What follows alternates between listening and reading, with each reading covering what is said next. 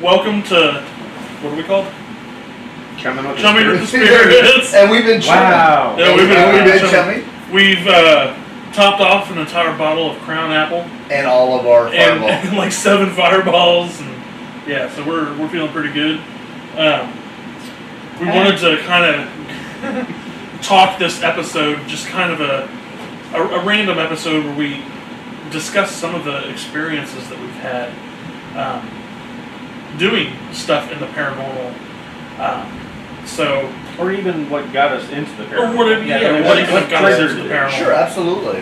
What made you see something and go, oh, I want to see that again? Well, you know... Or, oh, I don't want to see that again. You know, I don't... Jeremy, you're that age, but we'd have book day.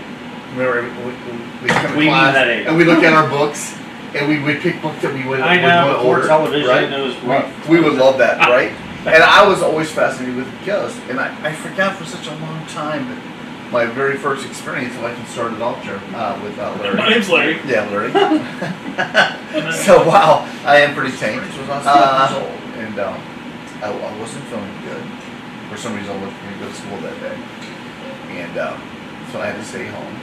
And my brother and sister went off to school, and I think it was with my mom. I'm not sure if mom left me by myself or not, but I don't remember. At 5 years old? I don't remember being there. You know, I don't remember. 70s, man. You don't remember being there, or you don't remember her being there? I don't remember her being there. Okay. So, which makes it not a dream, right? So it was an older house. We lived in a place called Ruskin Heights, and before my sister left, she goes, "You better not play with my toys," meaning her Barbies. And I'm like, "Why would I play with your Barbies? I got G.I. Joes. I got Astronaut Space Robot, which is, by the way, still one of the coolest toys I've ever made. You can find them in antique stores. But they're very And expensive. museums. They're very expensive. There you go. And, yeah, F you, Jeremy. So anyway, she left, so I grabbed her Barbies and I undressed them. And because at 5 years old, I was a pervert. We can cut that out, by the way. We can edit that. No, that's too late. Too late. So I'm in my room playing with my toys. I'm by myself. And my G.I. Joe's out, and I had a closet. It was a double-door closet that slid back and forth both ways. You can either both doors out, you can slide them both one way or the other way. Yeah. Well, these happened to be one way. These were cheap houses, by the way. These were probably $5,000 houses back in the day, right? So That's impressive. No basement, you know. They're on a slab. The slab house. Right. So I'm playing. I just remember to this day. I remember someone was watching. You know, I had that point where someone was watching. I'm sitting down and I look up. There's a little girl in a dress watching me play with these toys. Playing with Barbies. Play with Barbies, with my G.I. Joes. And the Barbies were naked. Naked right? Barbies. I took the clothes off them. And I remember how embarrassed I was. And I just started apologizing. Because I was so embarrassed as a child. And I'm talking, I'm looking down. And I couldn't even look at this person. I could not look at this young girl in my closet. This girl in my closet sitting down, watching me play. A little dress. I remember her. Not on at all. Little brown dress. But you know, at 5 years old, it doesn't. It doesn't click. either. And I was just so embarrassed. And I'm looking down because I'm just so ashamed of myself. And there's not a response. And I look at it, she's. That's pretty creepy. And I think that's what was started. I do remember around the same time being waking up in my room, lifted off the ground completely. You know how you greet a baby, you pick up a baby, and you look at a child or a little one, and my feet were dangling in the ground. I'm looking down, and I'm being held up, but I don't see what's holding me. I was so terrified, so scared, that I was screaming. But I was screaming so hard. You know, when you weren't making any sound? No noise came out. Yeah. Because I was screaming so hard, there was no breath in me. And I remember passing out and finding myself on the floor the next morning. Wow. And that was my first experience in that house. Every house we moved to after that was always ghostly, haunting encounters with my mom. My mom was a godly woman. She was also a spiritual woman. So she was seeing stuff. Absolutely, and there was a lot of things that were happening. We can get on that later, but I wanted to start this off with my introduction to why I have this, why I want to know what makes this stuff happen, why I started hunting with Larry, and then you as well, and getting my older son involved as well on some haunts and stuff like that. That was the start of my. I think that was the start of my experience. That's pretty crazy. Do we want to just go down the line? Let's go down the line on what started. Started us? Yeah. Okay. And then we can go back on our most memorable. So, mine was also as a kid. I personally, like, you remember yours. I don't remember mine. It's, I'm sure, somewhere in the subconscious area of my mind, but I don't remember it. But when I was a little kid, kindergarten age, we lived in a town called Coatesville, Pennsylvania.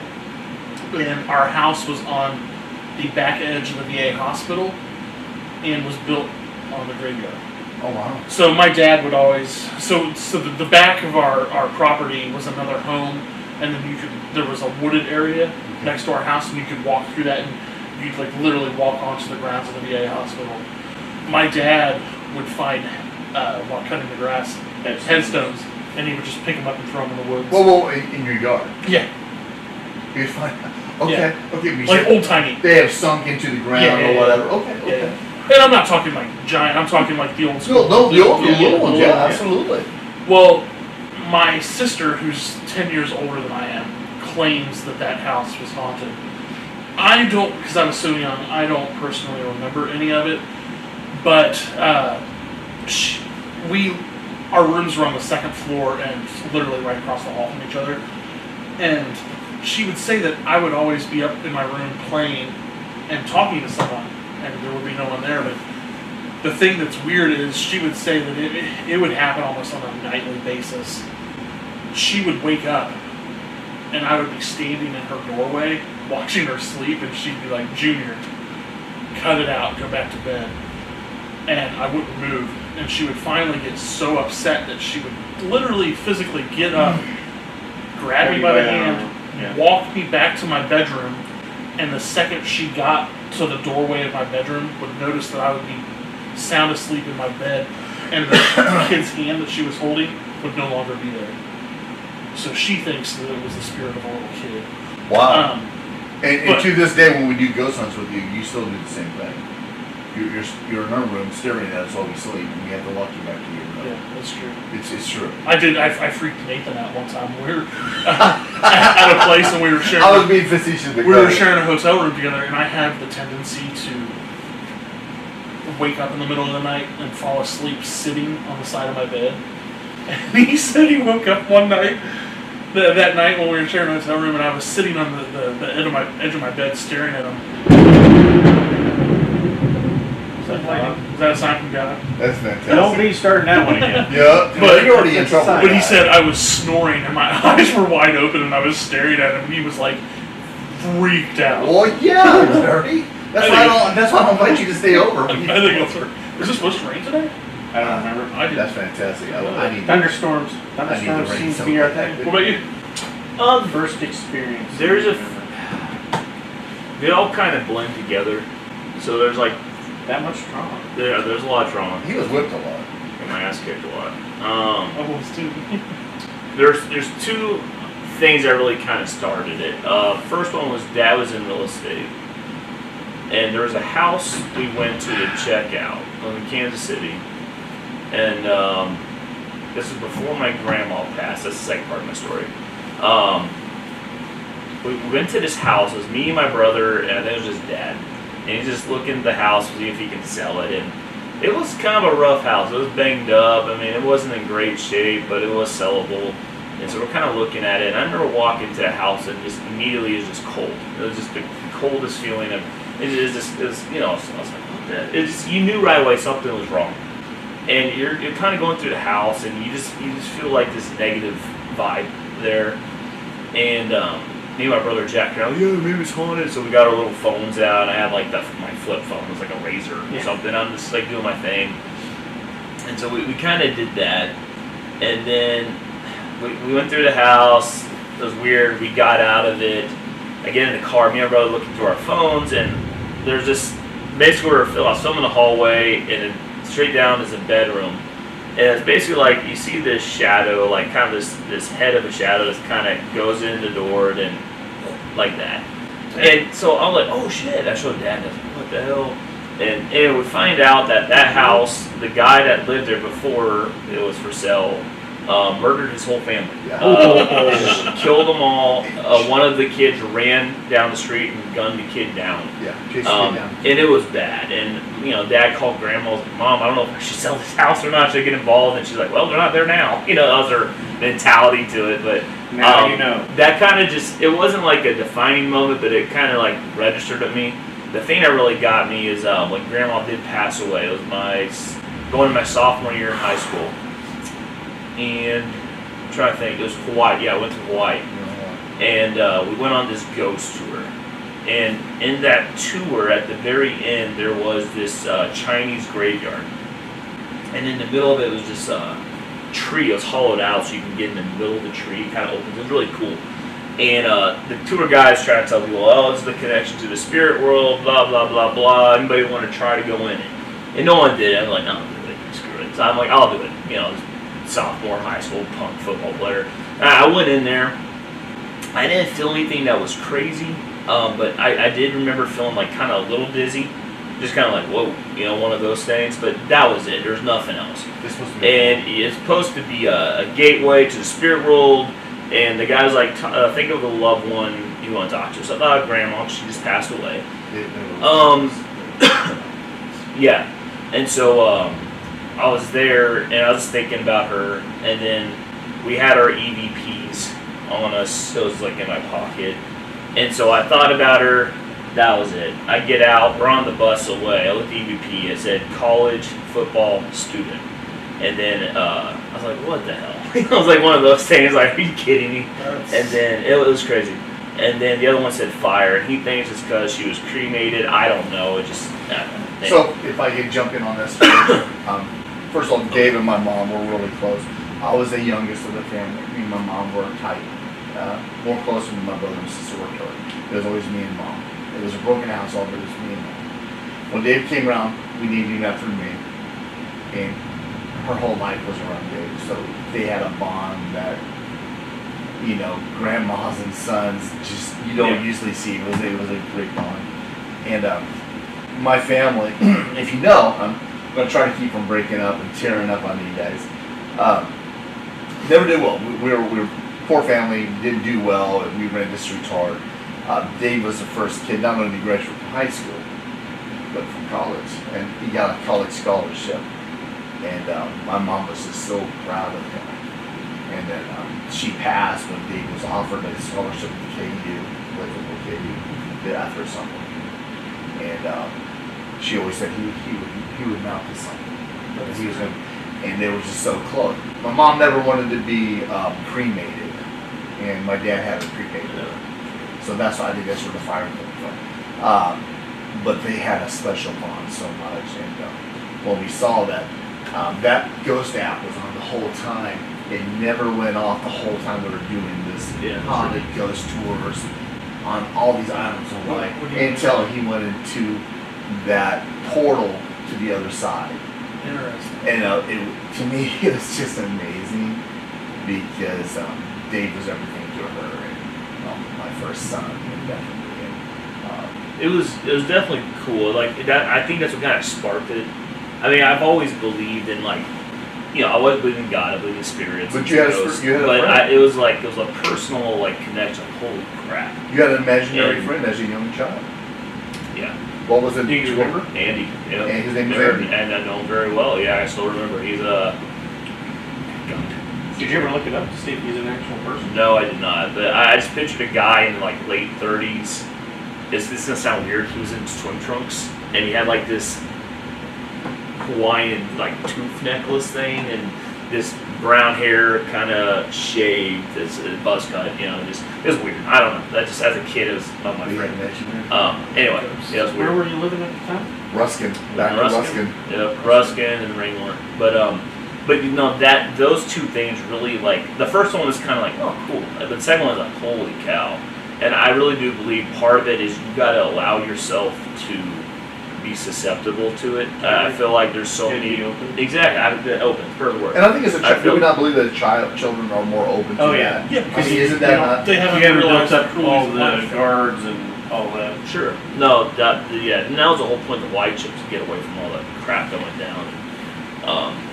You know, she saved me from ass whoopings from him, and that was my girl. You know what I'm saying? She's awesome. But I think that was the big one that got me, and then had a couple more, but we'll save that for later. So for me, my first experience, it was like concrete that there's something else. So brief history, like my grandma always talked about past family members that come visit, and she was always talking about stuff. My mom was that way. My sister had seen things before. Or I mean, she literally sees things. I've never personally seen something. I've seen things move. I've seen things like that. But I've never seen like an entity just standing there yet. But I was probably about 8 years old, and we moved into a house that was built in 1912. It's on a historic registry in a small town in Kansas, and it was a gorgeous Victorian style house. So it's 2 stories. It had a beautiful wooden banister going up to the 2nd story. So the very first level was literally a bench where you used to take your shoes off. That's cool. You know, had a stained glass window. You go up, you hit a secondary step, and then you turn and go up, and then you'd be on the 2nd story. Like a landing. Yeah, just landing, and then you're there. And It's not good. yeah. And then it was all wooden, so it even had the little Harry Potter that's cool. door open Yeah. up and go in there. Yeah, that was the creepiest thing. I don't know. I never liked to go into that. But anyways, so this is in the middle of the afternoon. I'm a latchkey kid. My sister's 4 years older than me, so it's me and her at home. I'm in the living room, so the downstairs is literally a style fourplex. You walk in, you got the stairs, you have a parlor with a fireplace, a living room, and then a dining room, and then the kitchen was on the backside. It was literally servant quarters. Kind of like the Harris Kearney house. Yeah, very similar. Okay. So I'm in the living room watching TV, and I'm watching, and it's an old house, 1912. When somebody walks down the stairs, you can literally hear almost every step going on. Yeah.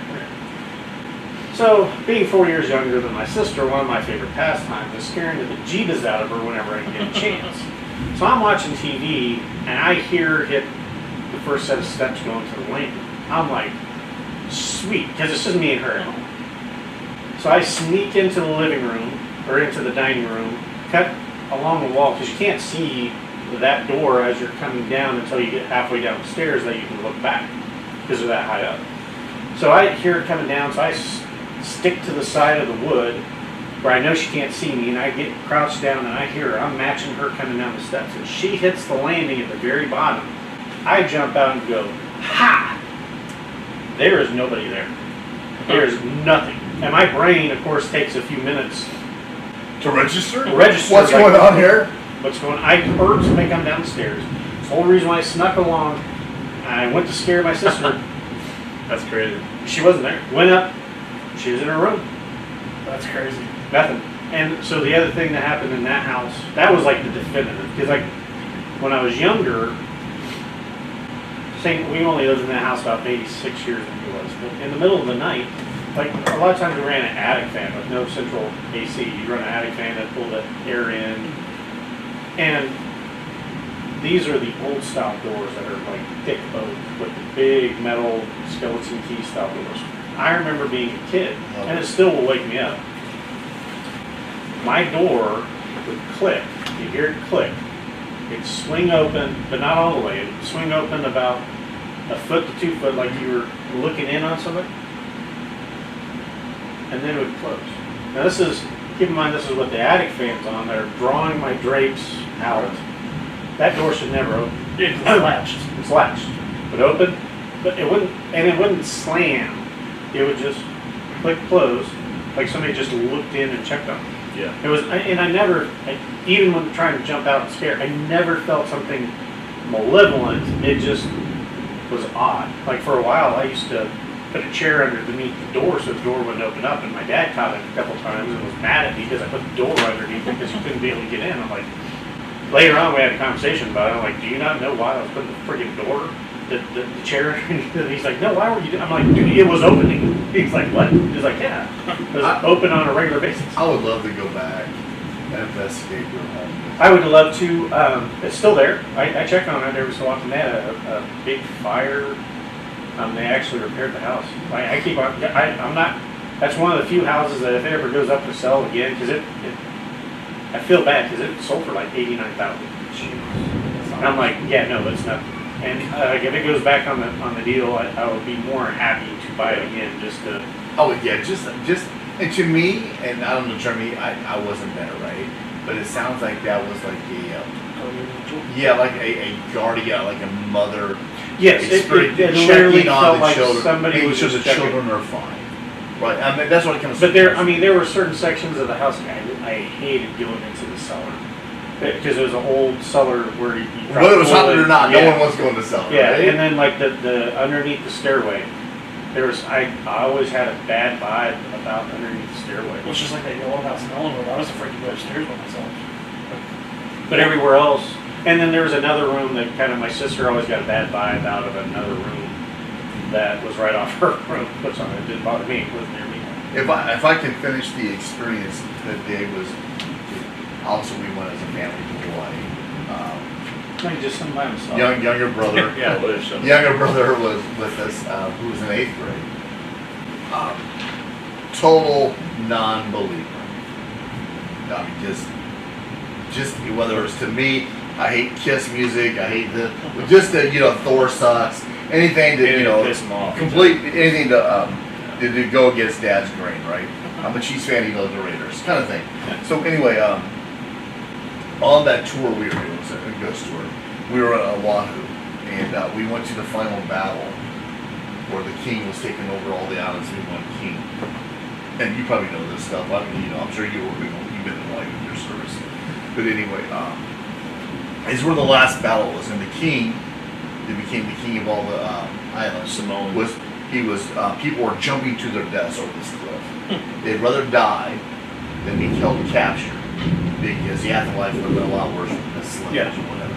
So this is where the place where we're supposed to be able to go up and take pictures with our phones to catch orbs. Well, you and I, all of us know what we think of orbs, right? So while I'm taking pictures, I'm like, holy shit, I'm seeing orbs, right, with my camera. But because if you see red orbs, that's a bad thing. Well, all we were catching was red orbs, right? Holy crap!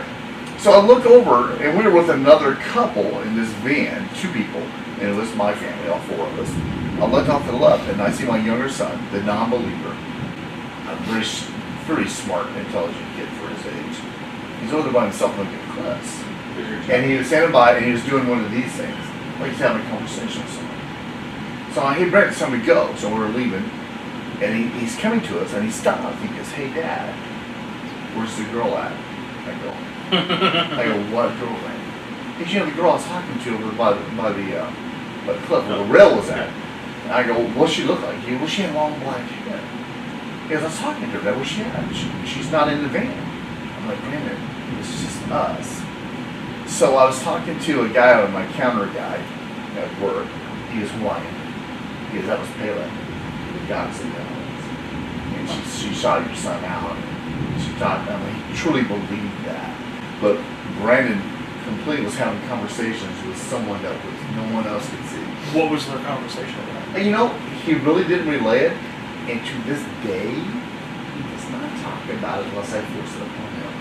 You seem to force your sons into doing stuff a lot. It's common thing. Well, I was forced to go to Hawaii. I didn't want to go to Hawaii. Martial arts at 3 And I was like, we're going to do Hawaii. Everybody deserves a good. I want to do this ghost tour. And it was a spiritual journey for the whole family. That's pretty interesting. Yeah. That's cool. Like to this day, Brandon will not talk unless you force it upon him. You should have a dream regression therapy done so you can find out what they talked about. That's if Brandon will allow that. He's talking about on you because you saw him talking. Yeah. You probably caught the conversation. You just don't know. Yeah. He was too far away. He was probably 20 yards, 30 yards away from us. We were all grouped over here, and he was over off to the side. You know, and I had to convince him that there was no girl with us. There's no girl with us friend. But he described her to the T. I'm just like, So what are your guys' thoughts on mediums to extra large? I'm more of just a like mediums. multiple extra large guy. Yeah. I mean, do you think certain people have a knack for it, or do you think? Because I swing both ways. I've seen. People I've heard that about you. Yeah. But that's because you were in the I was a Navy. Navy. Because you were in the Navy, and you were full of semen most of the time. Wow. I'm kidding. I try to keep it drained most of the time. That was a low blow. Well, below deck anyway. Okay, so let me start out since we started this way, and I'll just keep talking because I don't want to shut up sometimes. There's a warning to be wary of people like that. They're not from God. But Saying that, I do believe that some people have it, prophets. I do believe in that. I think there's some very talented people that have the ability to talk to the other side or know what's going on as far as mediumship. My experience, and I'm an old man, I'm the oldest guy in here. By a long shot. Not too long, Jeremy. Well, I do got a few years on you. But my experience, most of the people that are self-proclaimed gifted or have that ability are people that are seeking attention. yeah, but how do you And explain? full of themselves. How do you explain intuition? Everybody on the planet Earth has an intuition Different that levels. I completely agree. Like, And I'm not that. like when he felt weird and cold going into that house. I think everybody's on a different level. Okay. I think, and I'm not saying I'm saying are all mediums to fake? Absolutely not. There's some people on TV that we watch, like if we consider her name Cindy Kaza, blows me away. So you're saying everybody's on the spectrum, but some people are just full-blown spectrum? Right, but the ones that are the ones that are coming out. You're closer I'm to a medium. full-blown I'm talking to people. Blah blah blah. You're full of shit. You need attention. You I have would a agree that the majority of people that proclaim it Yes. are more attention seeking versus the other people Absolutely. that you talk to that like get a few whiskey shots into them and then they're like, well, you know, I happen to see this every once in a while. The reason I asked is my sister sees things. But that's true. That's true. And you know, I always blamed it on drugs, but she doesn't take them. So that makes sense.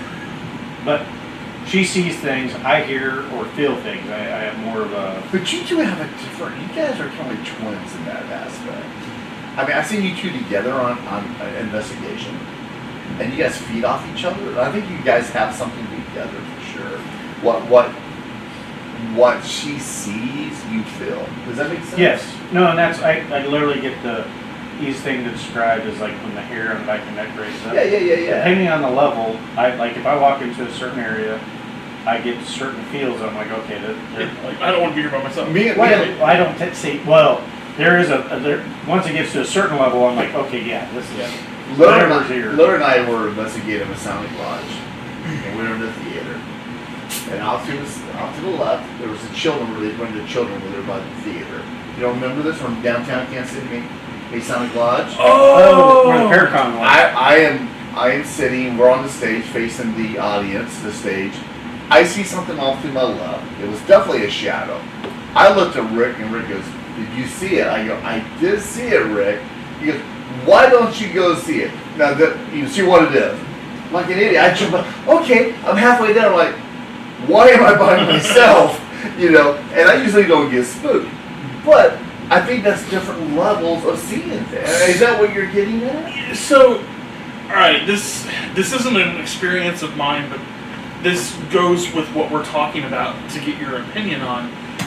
Rick, our friend, we were doing an event. Not his real name. No. His name was Richard.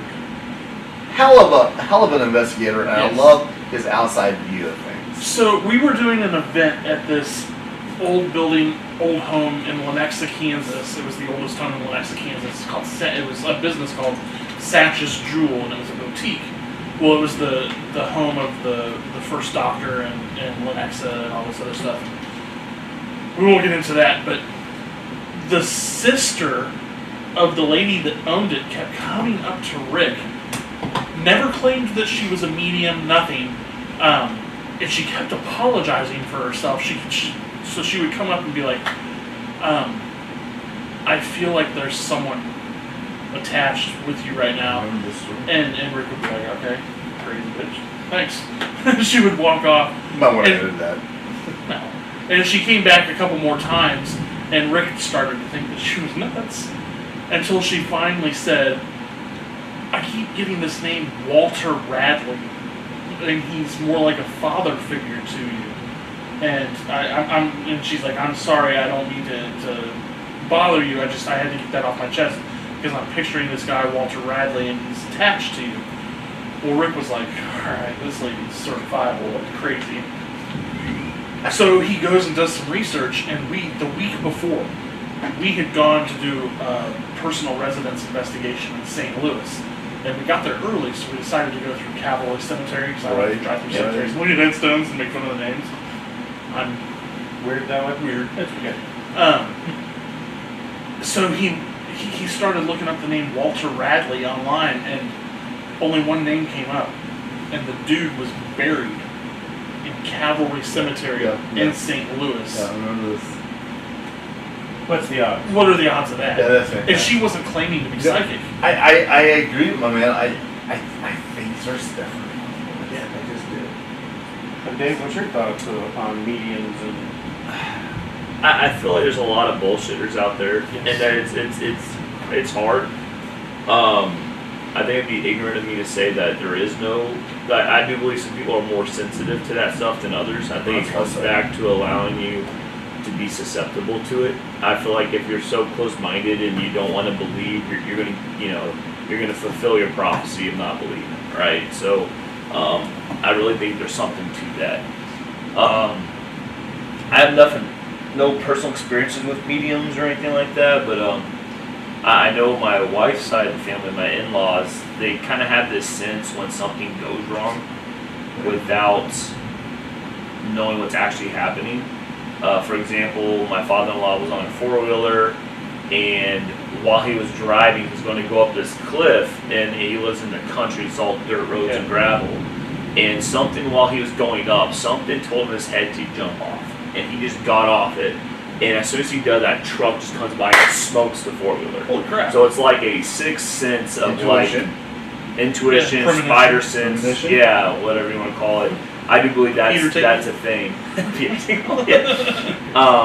But when something's wrong, though, her family's it's different, man. Her whole family has it where they sense something's wrong, and they know something's wrong, and then They don't have exactly just somebody in the family something's happening, and then 5 minutes later they get a phone call, something goes down. I do believe in that. I think that is possible. But again, you know, there's a lot of people like, oh, I see stuff. You know, it's hard. I do believe there's some legit people out there. Again, I think the wavelengths is a good idea. I think it's a process of. First off, do you believe it? Are you going to allow yourself to experience something? Or are you going to be closed-minded? Are you not going to be willing to let a situation happen and you did a self-fulfilling prophecy? So, Well, it's like you said, usually the ones that are actual legit right. aren't out there claiming Yeah. it and seeking It's attention. not trying to make a something dollar to on brag it or a about, dime on it. right? It's Yeah. like, It's I'm just- a weirdo. Why would I say that? You know what I'm Exactly. saying? It gives you like negative No, you attention. want to keep that to yourself. I've met, obviously I know the family really well. They've accepted my son, and we love each other. Our family loves their family. We talk, and I talk to him quite a bit, and we know him really well. I mean, we're family. We really are family, and he's stupid. I've talked to his wife. I've heard his stories. He absolutely has in my unprofessional, unbiased. The guy has a sense. He has that sixth sense. Yep. And he's a gifted man. And good God, you guys would love this guy. He's gifted with a knife as well. Yeah. Yeah, he's very good with Knife. Killed you. At castrating and Well, he's an auctioneer. He loves to talk. Cattle farmer. Very down to earth type of guy. He's not someone that like talks about this stuff. He'll just tell you like I can't explain this. Yeah, Like he'll just something say I else. don't know. And he leaves it at that. He doesn't like he doesn't dive into this stuff that much, which I respect him for. He just he's in his own world. That his life is the farm, and so that's something he doesn't really talk about. Here's famous. You guys I would love for you guys to go to his ranch. Have a great time. Cooks his freaking meat. He's amazing. Great. You guys would. So when I was younger, back when landlines were a thing, one of the things that was very common for me and my sister and my grandma, like my grandma would quite often go, "Oh, hey, go pick up the phone. So and so's Oh, calling." that's right. That's right. We were talking about it. And me and my sister both would be very common. Go, "Oh, grandma's getting ready to call," and then the phone would ring and be grandma. Yeah. Now that there's not landlines and cell phones, it doesn't happen. So I don't. So know what if is that? I don't know if it's the electrical impulses from the person on the other end going through. But you know what? How many times did you know someone was calling you who it was? Yeah, Never. I mean, it happens yeah. all the time, right? Well, then I think Because some you're of in that. tune. Or you think of a song and it comes on the radio. Yeah. Well, That's because the government's listening. yeah. Okay. To your Well, head. Amazon. I'm being and- serious. But No, as you're talking about being open to certain things, I think Right. it's the same thing on religion. That Yeah. There's a very similar path of like, as they say, the closer you are to God, the more you're going to be tormented by the others. Because that's because you're so open to Well, God. you have a You're target open- on your back. When you are that, you're But- absolutely right. You're And 100%. like I said, I think most mediums that are out there proclaiming they're mediums aren't. I have think, shows. yeah, but I'm not saying that they don't have something, but But don't you think a lot of them, they start talking to you and they start figuring out where you're yes, at? they're They're certain very good at that. I mean, what do you It's- call it's those called- guys that do that? con artists. Huh? Con artists. Well, they are definitely con artists, but they start talking to like you. Woody Harrelson and Now You See Me. Yes, his character. There's a uh, certain way they call it. It's not even that, but yeah, Mental. But you're right. Mentalist. Like, Yeah, mentalists. Yeah. They know Don't how to you think answer the same questions people? and get something. Yeah, I think it's the same. And I thing. think some of that's there, but I've also been in situations where, well, and everybody's been in this situation where you're talking to somebody, you can get a vibe off of somebody if they're telling the truth or they're not, or are they in the right position. It's your, well, you can get into Native Americans and talking about it with their long hair. Their long hair allowed them to pick up more on the whole environment. They could pick up breezes. They could tell when somebody's walking behind. Everybody's had that You're situation. saying they're more grounded. Yeah, actually, they're more grounded. Their military studies did that because during Vietnam and in Korea War, you hear about Native Americans being able to be these amazing scouts and all that. They're huge. World War II, the Yeah, Navajo but- Code Talkers. But the problem Yeah, was the Windtalkers. the Windtalkers, they would recruit them, take them through basic training, cut their hair, and all of a sudden none of this worked anymore. And then they did a study of The let lieutenant was gone. to let them keep their hair in that, and they realized that their hair worked as it's an extension of your body. That's growing your facial hair out. Well, let me ask Picking you, that thing since my mom was Cherokee and Blackfoot, does that make you think that that's a big part of all the experience and spirituality we have and every house we ever lived in? Oh, it could be. You Yeah. could easily be attuned to certain frequencies of things. Interesting. I think it's hereditary because I know my family and people have talked to me about some of the stuff that they have. Some of it's family related, some of it's family members. But I think, and it maybe not necessarily hereditary, you're just more apt. Like some people are better at basketball than others. Some people are better at running. But there's certain things, like if you're more in tune with nature, you're going to see things.